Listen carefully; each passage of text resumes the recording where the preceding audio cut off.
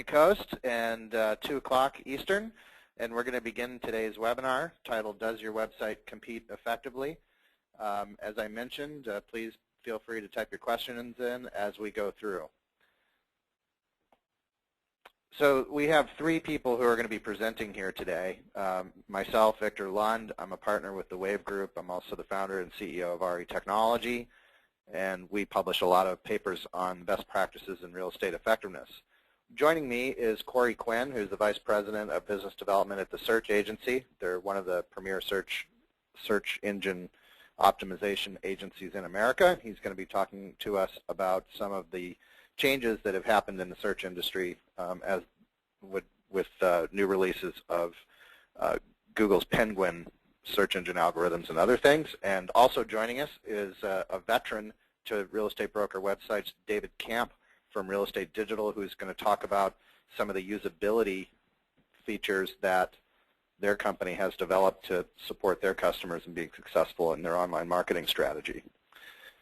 So to begin, I'm just going to kind of walk you through some of the observations that the Wave Group has recognized in terms of online effectiveness. And one of the things that we like to remind brokers of continually, as well as MLSs, is that you really have to begin with the consumer in order to drive online success. So historically, people have patterned their online behavior or their online website development around features and functionality that have served the business needs of the broker. For example, driving lead generation, which in and of itself is a very important component to online effectiveness. However, if you begin with usability first, you'll actually drive more leads in your business. We have completed a significant amount of research with consumers around the nation where we ask them what they're looking for in a real estate technology website and when they're searching for properties. And one of the things that continually come up is that today's consumer is a little lost in the process of buying and selling a home. And although we present great search solutions, it's very important to remind ourselves that your website needs to go much further than that to stay ahead of what the consumer is looking for. Some of the other things that consumers complain about is factored into the notion that during the research process of their search, they really want service. They don't want to be converted. So they expect people to respond quickly. They expect people to provide them with support services through their property search.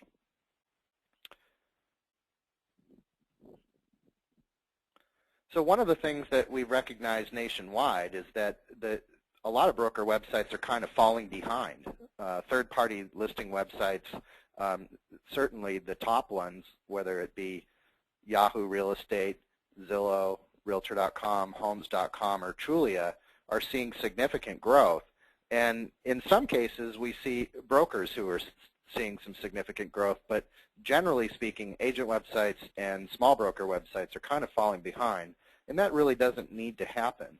A lot of it's being driven by the amount of investment and research that these companies are putting into their online effectiveness. So we use a product called Hitwise to understand something that we call share of voice. And share of voice means, it's kind of, for those of you who are familiar with Nielsen ratings on television, it tells you how many people are watching. So in real estate today, when you look nationally, the top websites in the industry are the 4 or 5 that I mentioned here. And with very few exceptions, there's really no broker that's really showing up as one of the top sites in the nation. I guess that kind of makes sense because most brokerages are regionalized. But there are some things that we could do about it, and we're going to be talking about them here today. But one of the things that you certainly want to do is begin to approach your online effectiveness with design and intent. Most real estate brokerages' websites look like they have just combined every possible thing in the kitchen sink onto their website. And when a consumer gets there, they're muddied by not understanding where to go to begin what they came there to do. we believe that you do need to have all of your home services information and all of your agents' information tied together, but all of those things need to be organized around the consumer. We also coach brokerages to really study what's happening on their website. There's a lot of information that's available, but I don't really think that all the brokerages in America today are really paying attention to it. What's at risk is pretty significant. The consumer has largely drifted away from the brokerage to third-party sites, and what Wave Group and others are trying to do is get that consumer to drift back. And so far, it really hasn't happened. We've seen that through October 2011, broker websites and franchise websites have been really flat, and third-party websites have really begun to grow. We did a study of all of the Realty Alliance brokerages websites, and we collected the aggregate of their traffic to understand across these 20 million visitors what they were doing and how they were getting to their website. One of the things that is talked about frequently today is listing syndication as an example, but in general it's only driving about 5% of the traffic to broker websites, so it's not terribly significant. The two most significant things are the blue area here on the chart, where 65% of consumers are really typing in the URL of the broker website, and then the purple section where 20% of people are coming from search engines. And when I think about search engines, I really don't think about much other than Google anymore. They have so much traffic, and they're so important today that you need to build your business around them and then add other considerations for Bing and other types of search solutions. The last thing I wanted to talk about is that when a consumer's on a broker website, it's probably the case that they have some kind of relationship.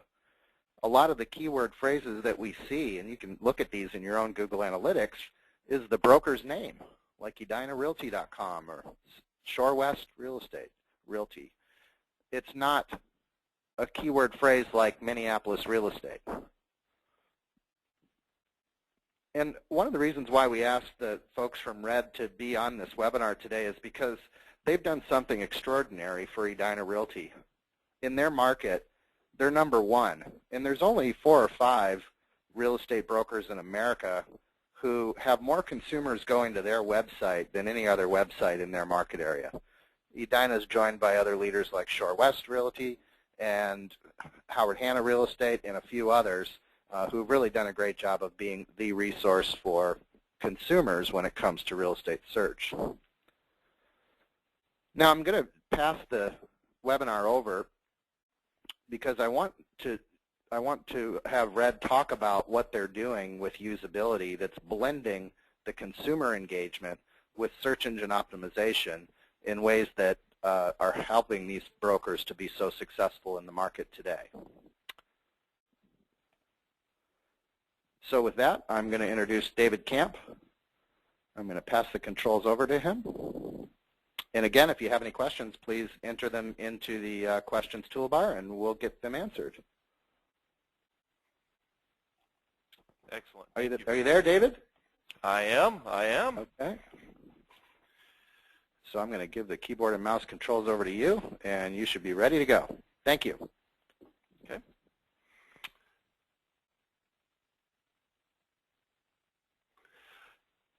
As we begin today and we think about the concept of usability, it's important that we understand to compete effectively requires a constant evaluation of usability. This is not just a singular event that happens one time and then you forget about it. It is a process. And so the purpose of this segment that I'm going to share with you today is twofold. Number one, I'm going to provide you a guideline for the evaluation of usability, a takeaway, something that you can apply on your own that's specific to your given marketplace. And then the second thing that I'm going to do is I'm going to share with you some ideas today that will help provoke further thought in the evaluation. of usability so that you can improve your effectiveness and increase your ability to compete in your marketplace.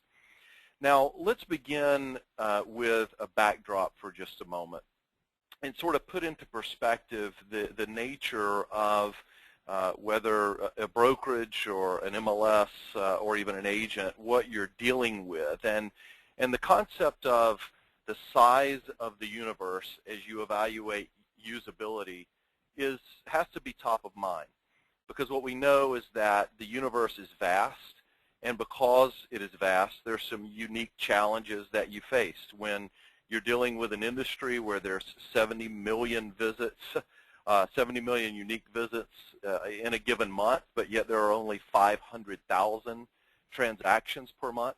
You have all this activity, but only 500,000 transactions.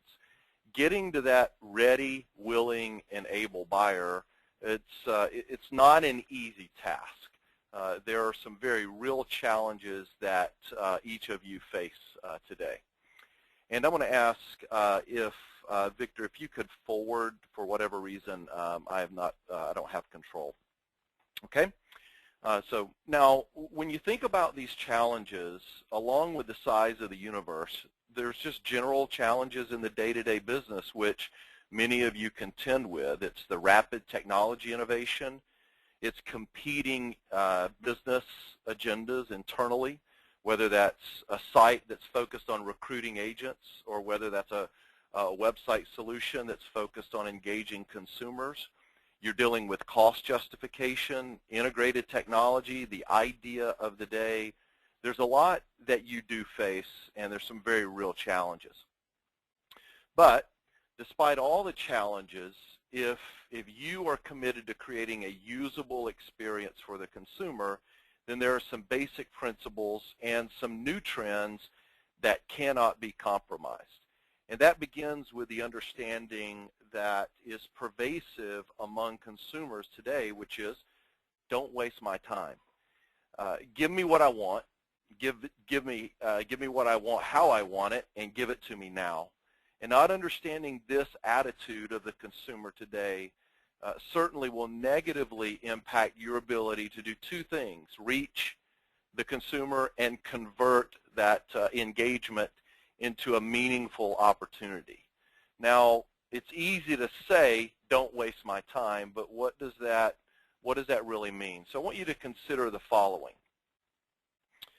On the next slide, what we recognize is that online consumers today are communicating that time is limited and that time is valuable. And this is demonstrated through some very specific trends. And the first one is this idea of the consumer that everything has to be on demand. The consumer wants best in class, and they want it now. The second thing that has to be considered is the fact that there are fast-paced lifestyles of all of us today. And so there's a term that you'll hear that's called nowism. And nowism is this idea of an online consumer wants convenience and they want instant gratification. And ultimately, the company that's going to build brand equity is the company that understands this. And they get this, and they appeal to this, this movement of nowism. Give it to me quickly and instantly gratify my particular needs. Now, in addition to the sources of influence, we're seeing a shift in how consumers are absorbing media that they trust. And we see that the idea of earned media continues to increase. We see that what was formerly a trusted advertisement, actually you see today that word of mouth and recommendations and family and friends carry much more weight. So as we evaluate usability, we have to be real, first of all, about the current conditions. And in setting the landscape as I just did, what we find is there's a tremendous amount of online activity related to real estate, but there are a limited number of transactions to be obtained when you compare that to the activity. And then last, we're contending with what I refer to as the bratty consumer that has the idea of give it to me now, just how I want it, or I will go elsewhere. So with all of that said, given this reality, what can you do to improve usability? And how can you develop an experience for the online consumer looking for real estate content? How can you do it in a way that provides that consumer clarity? And how can you do it in a way that ultimately outlines the purpose and the intent of what you want to provide to that consumer? So the first place that we start is what appears to be a very basic exercise, and it is understanding the consumer. And as we look across the landscape at Real Estate Digital, across some 50,000 broker and agent websites that we're supporting today, there are some basic behaviors that remain intact. And it doesn't matter what market we are in. It doesn't matter the type of website. It could be an MLS portal. It could be a broker portal, or it could be an agent portal. These specific principles are in place. The idea that the consumer, the first item is searching for listings, saving searches, saving listings, consuming home value content, market trends, demographics. All of this remains consistent across the website services that we have been delivering in a variety of markets. And here's what I will say. As you evaluate your usability, don't overlook these basic behaviors.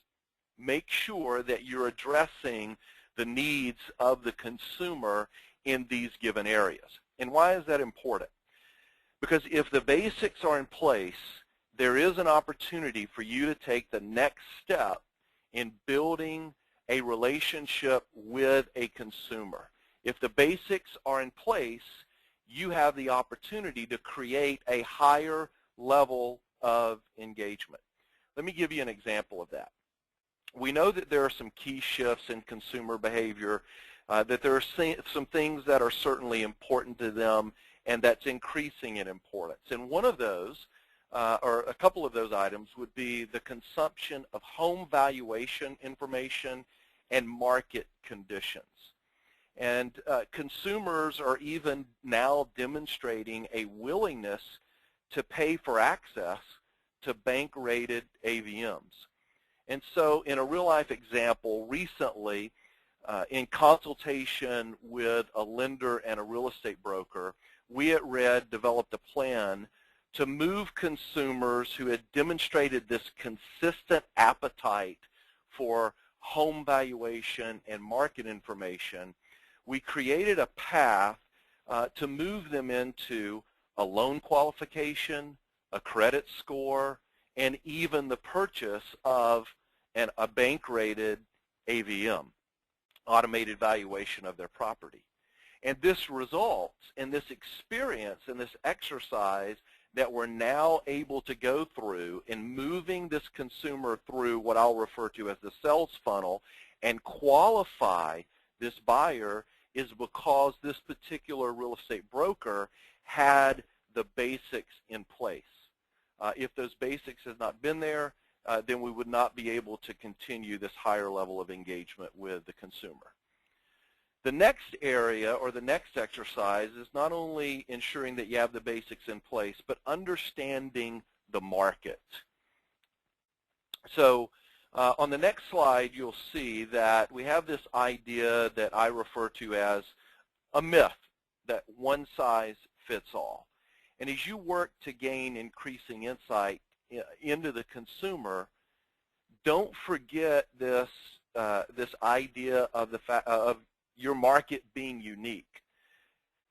Being a technologist and having been in this space for a while, we often make the assumption that technology is one size fits all, the same search for every market. And it's truly contrary to the mentality of the consumer of give me what I want and give it to me now. And let me give you a specific example of that. I was working with a Realty Alliance brokerage here where I am based in Atlanta, Georgia. And what we discovered as we were going through the elements of design and going through this search experience is that there was something unique to the DNA of someone who was looking for real estate content in the Atlanta market. And that was, I want to search for properties by subdivision, or I want to search for a property by school. So as we looked at usability for this particular client, those two factors had to take on a primary consideration in not only how the pages were designed, but actually what would that consumer experience look like when they began the search, when they viewed a search result set, when they viewed a listing detail page. And so the question I ask you as you go through this process of evaluation, what is the search DNA of your marketplace? And how are you creating a usable experience for that consumer that appeals to the market DNA? Do you really know the DNA of the consumers in your marketplace? Well, how can you understand that? Just very quickly, there's a couple of examples of how, on the next slide, of how you can go through the process of understanding your market DNA. There's a variety of web analytics tools, whether it's a free tool like Google Analytics, going through the process of following the search experience and how consumers are moving through your site using tools such as Google Analytics and others is certainly an exercise that you can go through. But constantly evaluating keywords. Keyword research gives perspective. So I encourage you in understanding your market, use analytic tools and do some keyword research and allow that to give you some perspective on your market DNA. Now, the last thing as it relates to ensuring that your website has clarity and purpose, I want to challenge you to go through an exercise. And I'm going to elaborate just slightly on when I first came out of college and went into the workforce. I have an industrial engineering degree, and much of my time initially in the workforce was actually as an industrial engineer. And I was doing this constant evaluation of process. And I used a variety of techniques that were often referred to as dimming techniques, or we used a specific process that was called the workbench process. And we were always doing planning, so we would plan, we would do, we would check, we would act, and there was this constant circle of process evaluation. And even though it seemed mundane at times, I know that this process works because you would always gain actionable insight. And what I encourage you to do, if you want to have an effective website that has clarity and that has purpose, do this exercise. It's what I refer to as an exercise of truth. Where am I at today? What is the experience that a consumer is having when they go to my particular online site, my mobile solution? And then step back, define some goals, and measure the results and modify along the way. So the challenge for you in this particular area, if you're going to create clarity and purpose, go off-site, grab a whiteboard, diagram what a consumer is doing on your site today, collect every bit of possible data that you can, and understand what is happening, what is the experience, and glean some actionable insights and use that information to help you develop a better experience for the consumer, which ultimately will help you create a higher level of engagement. Now, moving beyond this exercise of clarity and purpose, I want to encourage you to focus in on a couple of pages. As you go through the exercise of truth, obviously you start with the homepage.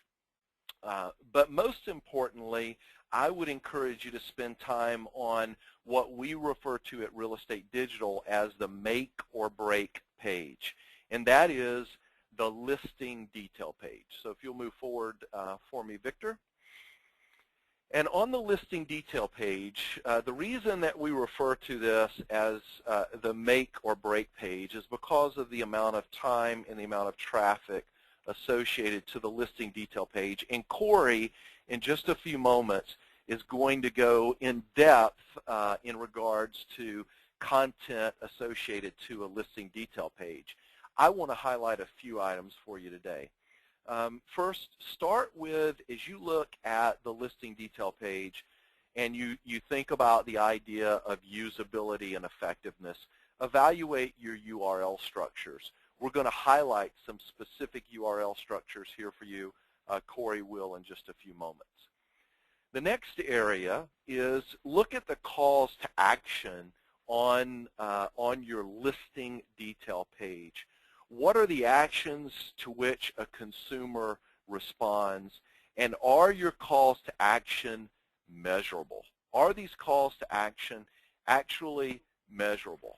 And you have to have an understanding as you evaluate this page of not only how the consumer is moving through the sequence of using these pages, but actually are these call to actions positioned correctly so that you can continue to improve upon engagement. Now on the next slide, what I want to highlight is often we set up our listing detail page, consumers are visiting these pages, we have a good URL structure, we have some common calls to action, but I want to encourage you to evaluate this page periodically and think about how are you promoting other services? How do you do things that bring a fresh view? What are some fresh call to actions, specific promotions? Maybe it's an open house promotion. For those of you that are in a marketplace where open houses are still prominent and you're having extravaganzas, how do you particularly market that using a listing detail page? So evaluate the page from the perspective of URL structure, evaluate the page from the perspective of content and calls to action, and do some things that are necessary to keep this page fresh so that you can increase your engagement with the consumer. Now moving beyond the listing detail page, let's look at content, relevant content. And it's very, very important, and we're going to highlight this further, that you focus on the power of local content. Consumers have an appetite for local content. And why is local content important? Well, it certainly has the SEO benefits, which we will elaborate about here in just a few moments. But local content is now consistent with consumer behavior. 73% of consumer search is now related to local content. And what we're finding on a variety of the sites that we have in the marketplace is that there's a 67% increase in consumer responses to local content compared to general content. So it's important because local content is important because it's consistent with consumer behavior, but it's also important because the consumer has an appetite for that type of information. But the problem with local content, as we speak to brokers and MLSs and other parties in the marketplace today, is this is not easy content to always aggregate. It takes a lot of time, and the development of this content is not necessarily easy to manage.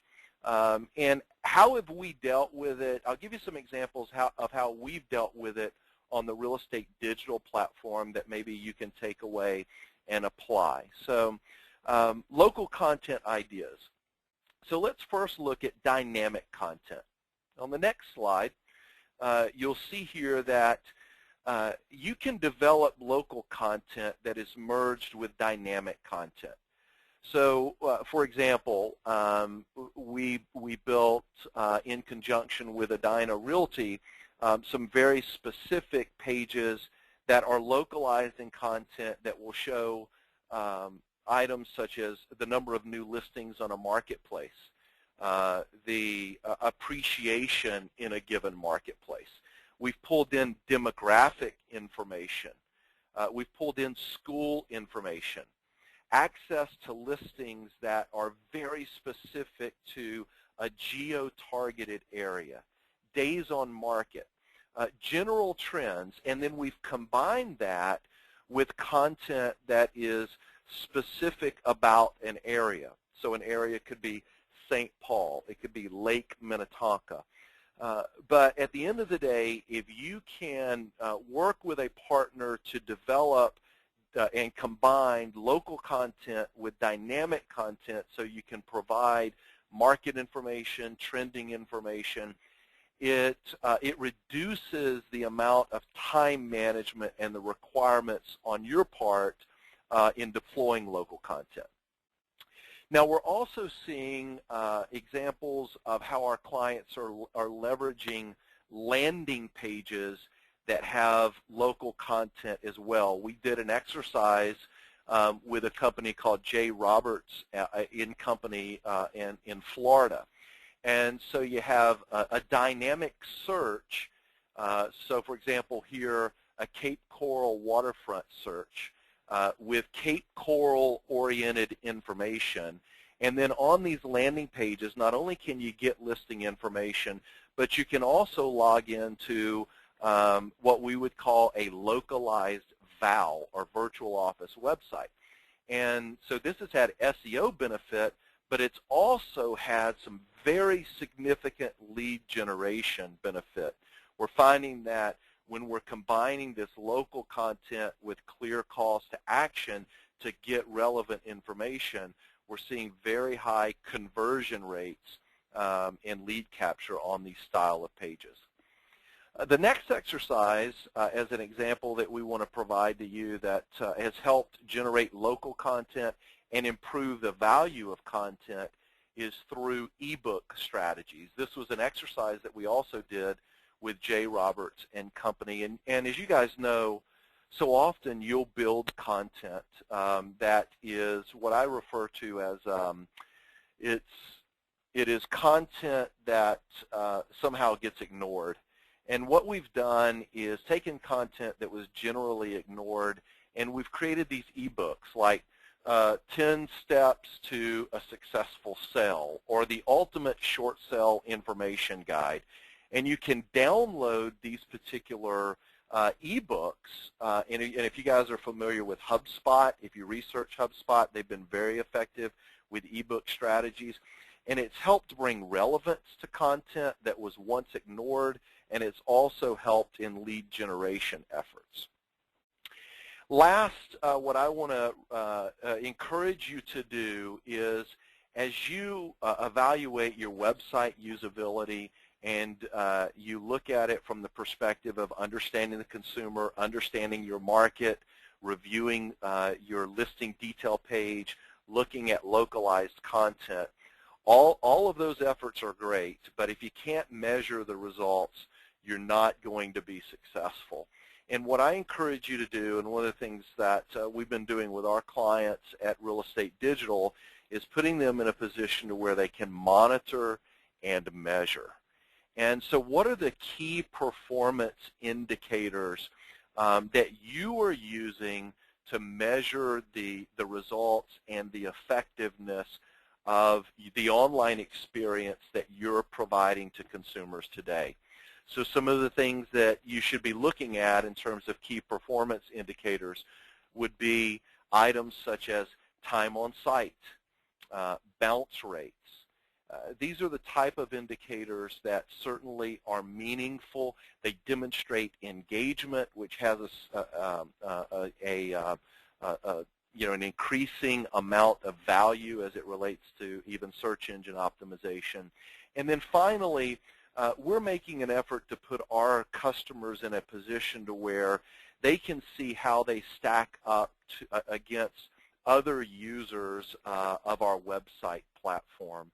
So whatever you have to do to be able to compare how effective you are in the marketplace and to monitor the trends of success it's going to put you in a position to build a solution that enables you to be effective and much more competitive in the market. Now, we've also provided today a variety of sources that you can actually go out, and many of these are free sources that will put you in a position to be able to monitor and measure the results of what is taking place on your website solution today. And much of that information is going to be available to you here after the meeting, where you'll be able to download not only the sources that we recommend, but you'll also be able to get access to this exercise of truth that I've referred to today. So with that said, I'll turn it back over to our host, Victor. Excellent. Well, thank you very much, David. So now I'm going to introduce our next panelist today. He's from an excellent company. And in just a second, I am going to switch over to his presentation. So I'm going to introduce Corey Quinn, who's the Vice President of Business Development for the Search Agency. Again, they're one of the leading providers of search engine optimization matrix in the real estate industry. They work with a lot of REDS clients, and they've done some pretty good magic. Another thing, just kind of a housekeeping note here, is that we are going to be answering questions after Corey's presentation here today. We have like 16 questions so far, so please continue to provide your questions, and we'll look forward to getting those answered for you after our session. So I'm going to bring up the slide deck here for Corey and pass over the controls to him. Thank you, Victor, and thank you, David. I actually was taking a lot of notes there, some really good stuff. So thank you for that. Victor, you mentioned a couple things, as well as David, you mentioned a couple things that really sort of dovetail well into the material that I'm going to be talking about. So, Victor, you talked about starting with the consumer. You talked about usability and being a geek. We're certainly going to talk about a couple of those things, as well as David, you talked about things like earned media and really understanding the needs of the consumer. So we'll be touching on those themes, but again, from an SEO sort of lens to help really contextualize how these concepts fit into the overall SEO picture. So it looks like I do have control here, which is wonderful. So as Victor and David had mentioned, the new purchase path, people are spending a lot of time on search, looking up information about listings, about home prices, about the price of their own home, about schools, and so on and so forth. And a lot of people use search as a way to find that information. So 90% of home buyers are using the internet to search real estate-related information. 62% of those of people who are in the market to buy a home who use search also engage with a real estate agent. So it's a very valuable space for those agents looking to pick up buyers, as well as 45% of the users utilize search throughout the entire home buying process. So it isn't just upfront when you're just getting into the market. It's throughout the entire home buying process. In fact, I'm actually in the middle of a transaction right now, buying a home. We're in escrow, and my wife is still looking up listings and other things that we get alerts on, and so on and so forth. So it is really it is true that users, at least in my experience, search throughout the entire home buying process. So the point here being is that search is not only is the volume high, but the quality is really high of the traffic. So circling around to intent, this user here, he's on the web. In his mind, his intent is he wants to find a 2-bedroom modern home in Santa Monica for $2.1 million. It's very specific about what he wants, but what we find is that when you look at how people actually search, they search in several different ways. So you think of a searcher may search in a very generic way, like homes for sale. They also may use a location, like homes for sale in Santa Monica or homes for sale in West Los Angeles, which is more general, but it is inclusive of Santa Monica. There also may be searches around type of home, so a 2-bedroom home or a house for sale in Santa Monica. And also Google Suggest.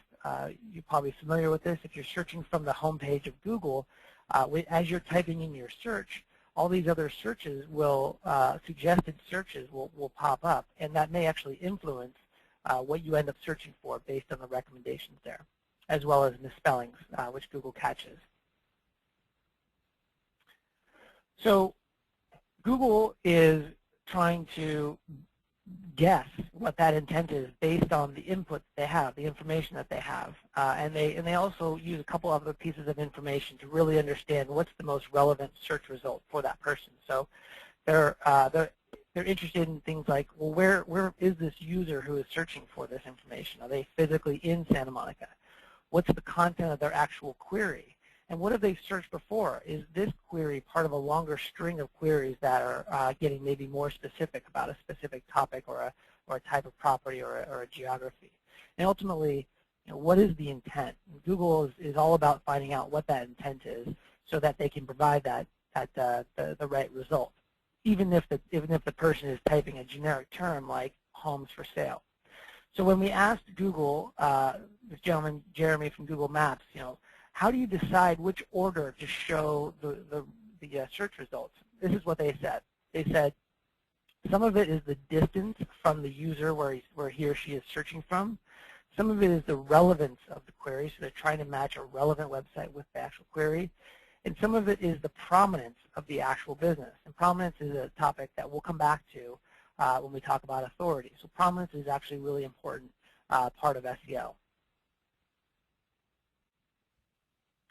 So going back to our user here, our searcher, who has that intent of wanting to buy that home in Santa Monica, what Google is trying to do is really trying to match that intent with the search result so that the user has a great user experience. Although Google is the dominant search engine, there are others out there really aggressively trying to eat into their market share. Well, the way that they remain relevant is to continually improve the quality of the user experience so that people continually come back. As well as you have brands who are trying to understand that intent so that you can begin to build a relationship with that user.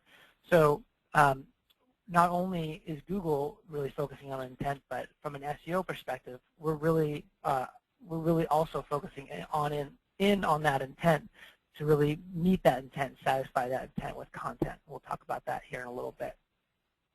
So at the search agency, we talk about this concept called HSEO. It's actually a new product we've recently launched as a result of recent algorithm updates.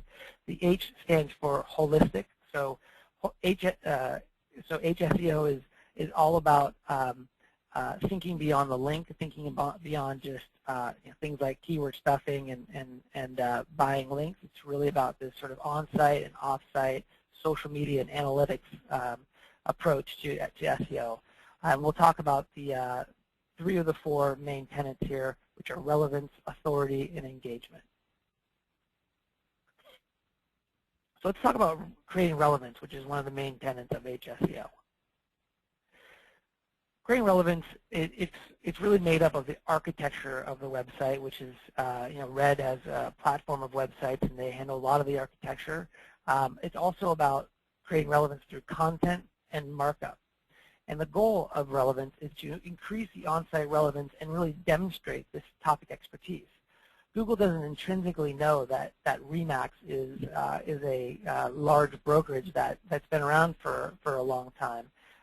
You have to tell it. That's what companies like Truly and Zillow have really done. They've really demonstrated that topic expertise, both through their content as well as the user experience. So relevance, creating relevance is going back to that concept of intent, understanding the user's intent, understanding the marketplace, and it's analyzing the marketplace and becoming an expert in the marketplace, and certainly applying local real estate knowledge so that you are deemed as the expert of your geography versus another site. And really, it's about creating content that connects and satisfies that user's intent. The moniker we use is intent to content. So again, we really start with that with intent. And this actually lines up really well with what David was talking about a couple minutes ago about understanding the consumer and the top 5 behaviors. These top 5 behaviors are gold. If you understand these and you do these really well on your website, search listings, saved searches, home values, market trends, and demographics, that is insight into what the consumer wants. If you have that information and you're matching that, that intent and that need of that consumer, then you're satisfying that intent. So that is a very critical piece of how to create content, is to really focus in on what are those top behaviors. We'll look at a specific search query here. So someone goes to a search engine, goes to Google and types in Atlanta foreclosure home search. That's the query. And Google sees that, and it derives this intent that she wants listing information about foreclosures in Atlanta. And what we see here is the very first organic search result has the keywords in your Atlanta foreclosures. You could tell from the URL that it's very specific. If you click on this, it's going to be about Atlanta and foreclosures. And the snippet here is about search for foreclosures in every Atlanta area in every price range. So clearly, Google identifies this site as a relevant site for this search query, and you could see how a user, when they're reading this, can see, well, gosh, this actually may be what I'm looking for. This may satisfy the intent of my search.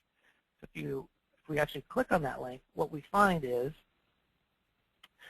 this is the landing page, or the page that you come to when you click on that link. And what you find is a lot of supporting information that really matches, again, that concept.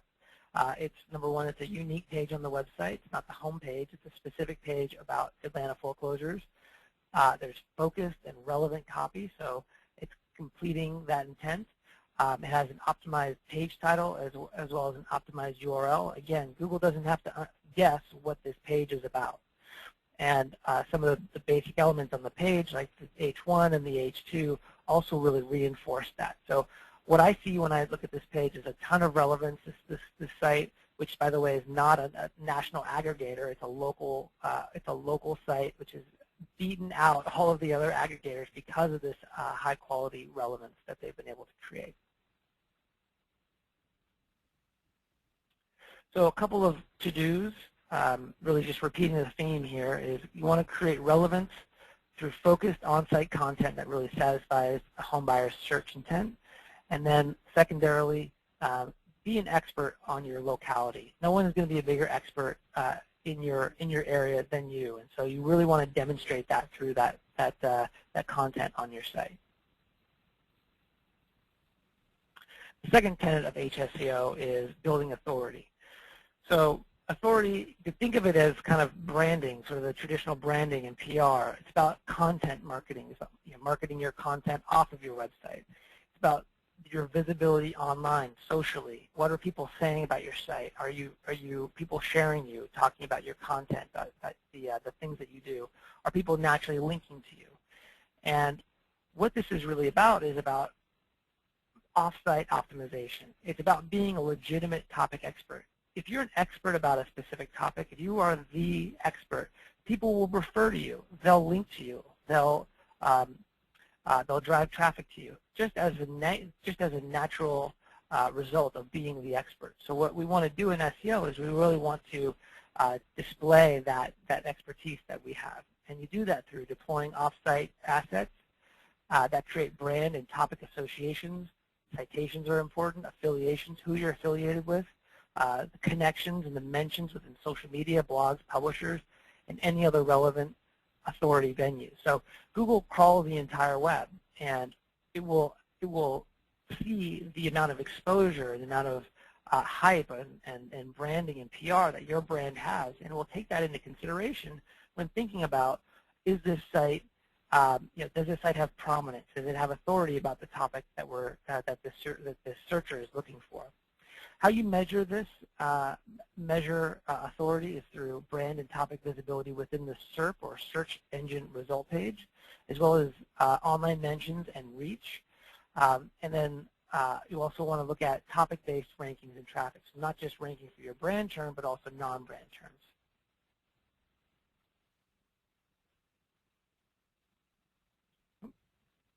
I think maybe I lost control. Oh, there we go. So Google did a study with Nielsen about 2 years ago, and they asked consumers, who do you trust? Do you trust friends and family, or do you trust the search engines more? And the bar charts here sort of tell the picture pretty clear that people intrinsically trust their friends and family over even TV, search engines, discussion forums. So Google, through doing this research and really understanding this, they've really made it a part of their model where they're using things like social media and Google Plus to really understand, who is the actual authority here. And so they're taking those recommendations and they're giving them quite a lot of weight these days. This is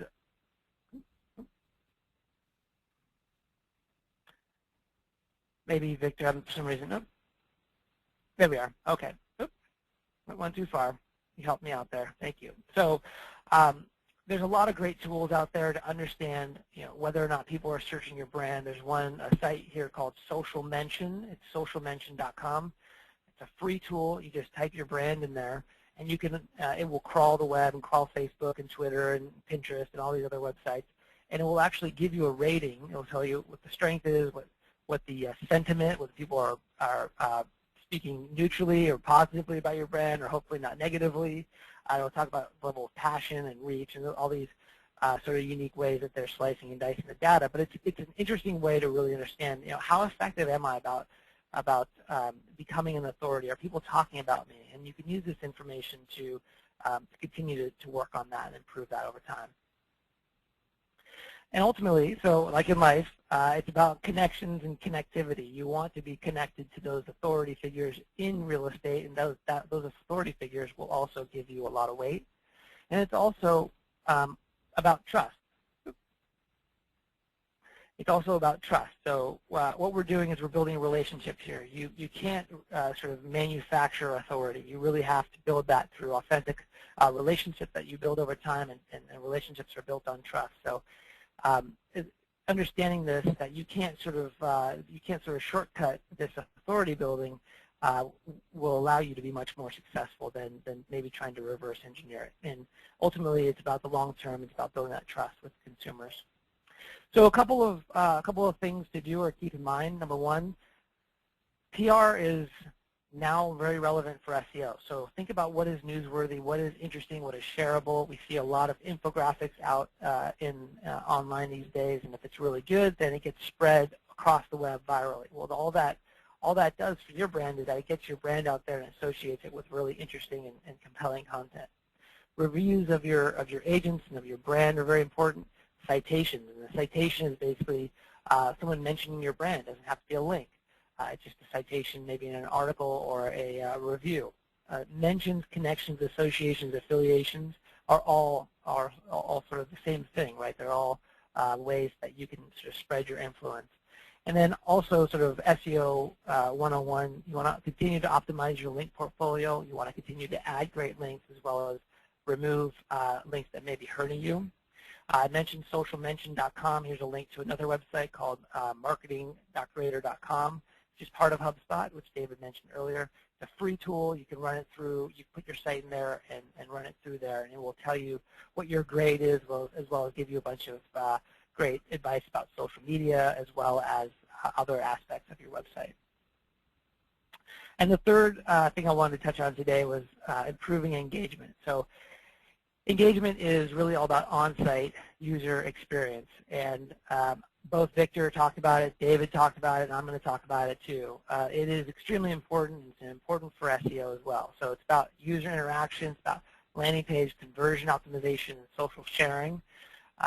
What we want to do is we want to optimize the post-click experience. We want to demonstrate that there is satisfaction of that intent. So if we send that user, that searcher, to a page that's not about a two-bedroom home in Santa Monica that has a modern architecture, they may click back to the search engine result page, and Google will see that and will think that, well, this consumer did not get what they were looking for. Did not get satisfaction of their intent. We'll probably demote that site over time for that specific query. So we want to align the consumer's search with intent. That's what we've been talking about. We want to align it with business goals too. It's not just about traffic. It's about aligning with your business goals as well as sending signals to search engines. and that's that on-page, on-site user experience. We call it think beyond the click. So it's not just about the initial click, it's the following clicks beyond that.